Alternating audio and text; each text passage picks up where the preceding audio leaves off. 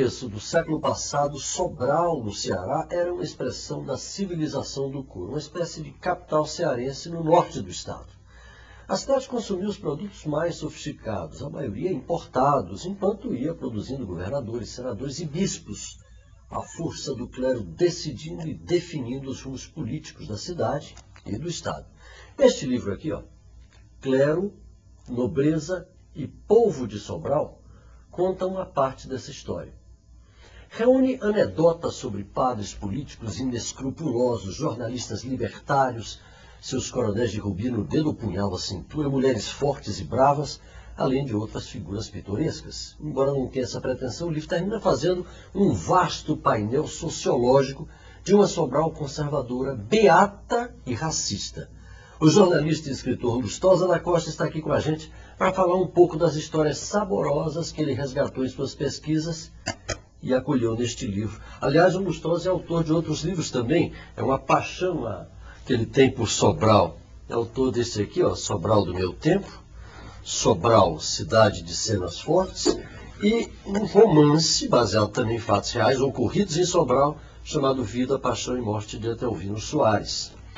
Que, aliás, é um belo roteiro que a televisão ainda não descobriu, né, Lustosa? Deus quer que descubra.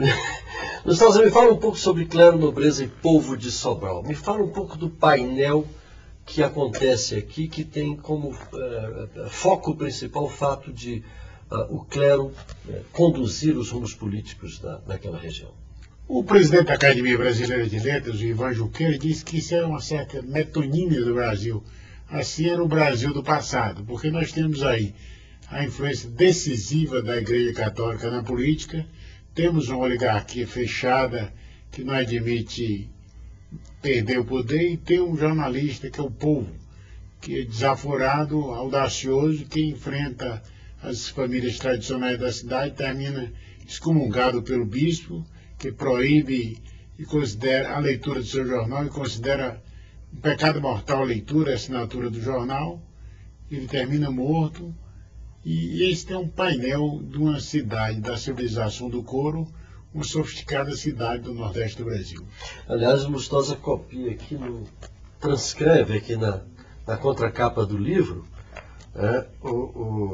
a determinação do bispo, considerar pecado mortal. Eu vou ler um trecho aqui, ele criticando o jornal, né, a luta desse jornalista que o Lustosa se referiu. Ele diz: nós, em virtude de nossa autoridade ordinária, proscrevemos e condenamos o dito hebdomadário à luta e proibimos expressamente aos fiéis dessa nossa diocese que o assinem ou leiam sob pena de pecado mortal. Palácio Episcopal de Sobral, 9 de outubro de 1922. De que forma, Lustosa, esse poder do clero se expressava politicamente? Os próprios bispos e padres eram os executores os protagonistas do processo político, ou eles apoiavam aqueles grandes coronéis? Na primeira etapa do livro, o bispo Dom José do Penabá da Frota, que em certa época da vida se assinava Bispo Conde de Sobral, ele apoia, ele não se é candidato, como o padre Cícero foi deputado federal, foi prefeito. Ele apoia o candidato da sua preferência, que era o candidato Belisário Távora à presidência do Estado. E, como sempre, a diabolização do outro. O adversário é maçom, é ateu, é pecador. Já no final da vida do bispo, um padre, o seu pupilo, é o candidato. É candidato sacerdote. Palhano, né? Padre Palhano de Saboia. Aliás, tem aqui uma foto. É candidato a deputado, a prefeito da cidade, depois deputado federal, no que o Ralph de la Cava, aquele brasilianista do Juazeiro do Norte, considera a última participação efetiva da Igreja Católica na cena política cearense, que o Ceará é marcado por muitos padres políticos, desde o padre Mororó, desde o senador José de Alencar, pai do romancista, padre Cícero Romo Batista, Dom José Tupinambá da Frota, e o padre Palhano de Saboia, que foi deputado federal nesta casa, em Brasília. Lustosa, eu acho curioso o seguinte, é que um painel tão vigoroso disso tudo, quer dizer, histórias tão gostosas como daqui a pouco você vai contar algumas para a gente, ainda não tenha despertado a atenção das pessoas que fazem a teledramaturgia ou a cinedramaturgia brasileira, né? São poucas as produções enfocando essa área do país. Porque o filme de reconstrução da época é caro. Isso é que inibe a televisão de utilizar esses roteiros. Gustavo, qual é uma historinha? Vamos começar a contar um pouco das historinhas que tem aqui. Que Você são as falou coisas que... mais gostosas desse livro. Não, você falou que Sobral é a capital da civilização do couro no norte do Ceará. E lá nós tivemos o senador Paulo Pessoa, que era considerado o senador dos bois. E naquela época, em 1841, ele tinha 20 mil cabeças de gado. Era uma quantidade muito grande para a época. E ele fundou uma dinastia que foi pai de senador, avô de senador, e ele é um ancestral da senadora Patrícia Gomes Saboia. Nossa atual senadora Patrícia Gomes. Tal a durabilidade. E ele era tangerino, era comboeiro, conduzia cargas de seus burros e jumentos para vender entre Sobral e a cidade da Granja, e fez uma promessa, um pedido a Nossa Senhora. Eu queria ferrar 2.000 bois por ano, Nossa Senhora. Queria ser senador do Império e queria viver 80 anos. Ao chegar à 8ª década de existência, ele acorreu à igreja da Sé para falar a imagem de Nossa Senhora. Nossa Senhora, está certo, a senhora me atendeu. Eu hoje ferro mais de 2.000 bezerros por ano. Sou senador do Império há 30 e tantos anos. Nossa Senhora, 80 anos é tão pouquinho. E Nossa Senhora de Lambuja deu mais 4 anos de existência ao senador dos bois. Gustavo, eu falei na abertura de mulheres fortes, bravas. Você tem uma personagem que é uma personagem real, ela existiu mesmo, né? Que é uma mulher brava. Dom Ponte. Conta uma história dela. Por que é uma... Ela era uma mulher valente que sustentava praticamente o Partido Democrata de Sobral em determinada época do século passado, começo do século passado.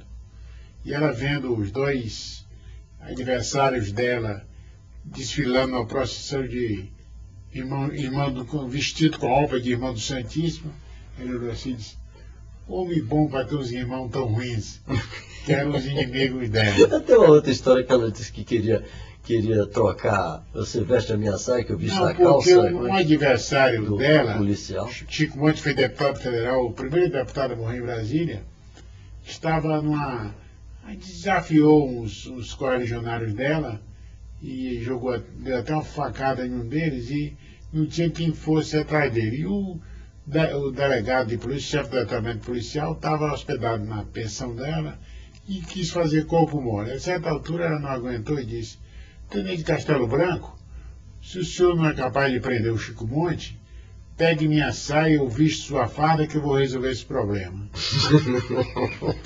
Lustosa, Sobral do Meu Tempo, o primeiro livro sobre Sobral, que já virou uma espécie de clássico esse livro aqui, terminou que algumas expressões, alguns trechos do livro foram utilizados pelo Aurélio, né? 6 a 8 verbetes. 6 a 8 verbetes foram ilustrados com expressões retiradas deste livro aqui. Esse livro também, quer dizer, faz parte disso tudo e contém outras histórias. Eu queria ouvir mais uma, a gente vai ficar aqui até o fim. Mas deixa eu ir aproveitando para fazer uma certa gabolice. O Jorge Amado, quando eu conheci na casa da senadora Rosiana Sarney, sabe, eu li seu livro, eu fiquei logo boquiaberto de pasmo e de felicidade. Aí ele disse: seu livro contém histórias para 4, 5 romances. Você até agora só produziu? Até agora devo os outros 4 do Jorge. História, Lustosa, histórias. Não, eu podia falar do Chico Monte. Chico Monte foi deputado federal por Sobral de 47 a 61, morreu em Brasília, o primeiro deputado aqui falecido. Ele fez do Genro Pascoal Barroso ministro do Trabalho, senador, governador do Estado. E se gabava de ser analfabeto, mas era um sábio. Ele costumava dizer que o político deve ter medo de 3 famas. A reputação de ser valente, de ser rico e de ser conquistador. De ser valente porque todo mundo quer desafiá-lo para brigar. De ser rico porque muitos se interessam somente pelo seu dinheiro. E de conquistador porque deixa inseguros e enciumados maridos, irmãos e genros e primos das mulheres eleitoras. Lustosa, de que forma esse processo histórico termina pelo encerramento desse processo assim, de hegemonia do clero. O que levou a acabar com essa hegemonia do clero na política cearense, sobretudo ali em Sobral? Não, Paulo, eu acho que é um fenômeno nacional, a queda do prestígio e da popularidade da Igreja Católica. Quando você vê que o bispo Edir Macedo reúne mais gente no estádio de que Sua Santidade o Papa, você vê que o ibope da Igreja Católica caiu muito. E então perdeu a influência. Quando o bispo Dom José, que está aqui no livro, dava uma declaração contra um candidato, era um estampido, tinha um estrondo no Estado. Hoje a manifestação da Igreja Católica está longe de despertar o mesmo interesse e ter o mesmo impacto e a mesma repercussão. Isso vale para todas as religiões, né? Se antes havia uma influência... Não, eu acho que essas religiões aí novas, esse capitalismo religioso do Edir Macedo, continuam influindo. Na própria bancada do Ceará, há pelo menos um deputado federal eleito por eles, e vereadores e deputados. A Igreja Católica perdeu para esses novos credos. Lustosa, rapidinho, a gente já está chegando no fim, mas eu queria que você falasse rapidamente deste personagem, Etelvino Soares, deste romance aqui. Vida, Paixão e Morte, que eu li, tive o prazer de ler ainda nos originais, que você me como você falou, ele irritou tanto a oligarquia da cidade que o próprio bispo, Dom José, criou um novo pecado mortal na cidade, que era ler ou assinar o seu jornal. E ele dizia, como slogan do jornal, tinha escrito no frontispício do jornal: diga-se a verdade na terra, embora desabem os céus. Conte-se o caso como o caso foi, o cão é cão e o boi é boi. Por isso ele se deu muito mal. Terminou sendo assassinado. Trucidado em plena luz de dia no prédio da Câmara Municipal de Sobral.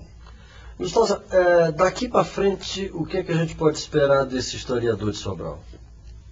Além disso tudo aqui. O que você anda inventando? Eu estou pesquisando sobre os jornais daquela época, da seca de 1919, a utilização do Denox, na época em Fox, na campanha eleitoral de 1919, ele sendo disputado pelas duas oligarquias em choque e todo mundo disputando os empregos e os negócios e o fornecimento e a impressão até dos seus folhetos e publicações com vistas à sucessão municipal.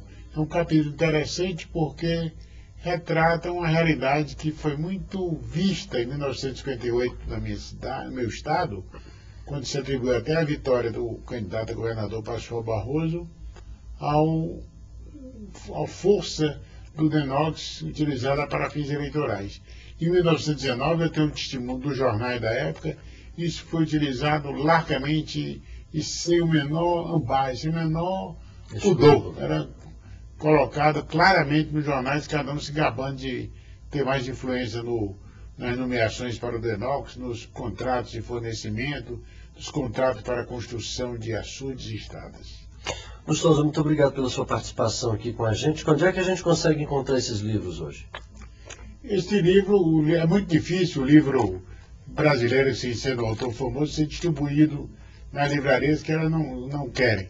Eu posso recomendar, quem que se interessar por esse livro, pode comprá-lo na Pindorama, aquele sebo da 505 Sul, ou então na banca de jornal da 303. Então entra em contato com você. Então entra em contato comigo. Mas lá na Pindorama pode encontrar seguramente. Obrigado, Lustosa. Grande abraço. A você de casa, obrigado pela audiência e até a próxima.